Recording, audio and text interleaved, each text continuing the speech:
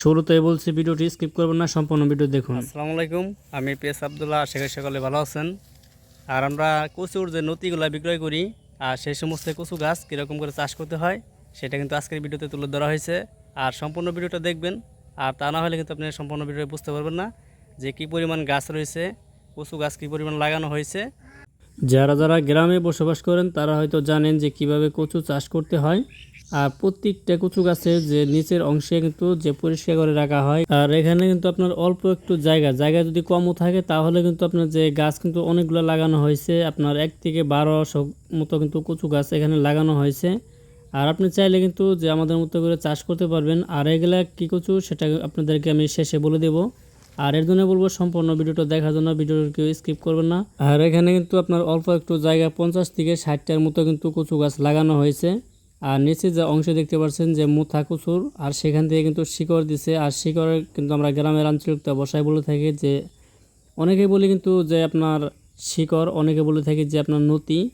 আর গ্রামের আঞ্চলিক ভাষায় আমরা নতি বলে থাকি। আর এগুলা কিন্তু যে আমরা 50 থেকে 60 টাকা 70 টাকা কেজি কিন্তু বিক্রয় করে থাকি। আর এছাড়াও অনেকে কিন্তু যে মোটা হিসেবে কিন্তু বিক্রয় করে থাকেন। দেখতে পাচ্ছেন যে নতি, এগুলো কিন্তু একদম ছোট, এগুলো কিন্তু বড় হবে। আর নিচে যে মুথাটা রয়েছে সেগুলো মুথাও কিন্তু বিক্রয় করা যায়। আর এগুলো মুথা কিন্তু আপনার দেখা গেলো 2 থেকে 3-4 ফিট উচ্চতা কিন্তু লম্বা হয়ে থাকে। আর উপরে যে পাতাগুলো দেখতে পাচ্ছেন এগুলো কিন্তু শহরের অঞ্চলে কিন্তু আপনার বিক্রয় করা যায়। এর হচ্ছে দেখতে পাচ্ছেন যে কচু গাছের যে জমিটা, আর এখানে কিন্তু অনেকগুলো কচু গাছ কিন্তু লাগানো হয়েছে। আর এটা কি কচু গাছ সেটা আপনাদেরকে আমি বলি। এটা গ্রামের আঞ্চলিক ভাষায় অনেকে বলে কিন্তু যে আমরা নারিয়েল কচু। আর অনেকে কিন্তু অনেক ভাষায় বা অনেক নামে কিন্তু চিনে থাকেন। আর আপনারা কোন রাষ্ট্রে কী ভাষায় বলে থাকেন অবশ্যই সেটা কমেন্ট বক্সে করে জানাই দেবেন। দেখতে পাচ্ছেন এখানে কিন্তু যে আপনার শিকড় নিচে থেকে কিন্তু অনেকটাই ভালোভাবে পরিপূর্ণভাবে কিন্তু দেখতে পাচ্ছেন বের হচ্ছে। আর এর একটা রিকোয়েস্ট করবো, আপনি যদি আমাদের চ্যানেল নতুন থাকেন অবশ্যই আমাদের চ্যানেলটি সাবস্ক্রাইব করে আমাদের পাশেই থাকবেন সকল প্রকারের যে নিউজ আপডেট পাওয়ার জন্য।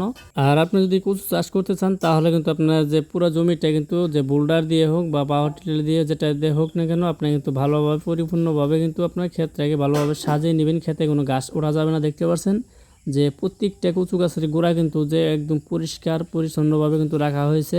আর যারা যারা কচুর ব্যবসা করেন তারা হয়তো আমাদের কাছ থেকে নিতে পারবেন যে ফুলবাড়িয়া বাজার প্রত্যেক সপ্তাহে কিন্তু যে কচুর নতি এছাড়া কচুর মহিষ সব ধরনের কচু কিন্তু পাওয়া যায়। আপনি চাইলে কিন্তু যে ফুলবাড়িয়া বাজার প্রত্যেক সপ্তাহে সোমবার দিন হলে কিন্তু আসছে কিন্তু এখান থেকে নিতে পারবেন। আর এছাড়াও কিন্তু আপনি বিক্রয় করতে পারবেন প্রত্যেক সপ্তাহে ভোর 6টা থেকে আপনার 7টা পর্যন্ত বিক্রয় করা হবে। ধন্যবাদ, সকলে ভালো থাকবেন, সুস্থ থাকবেন। নেক্সটে দেখা হবে, কথা হবে।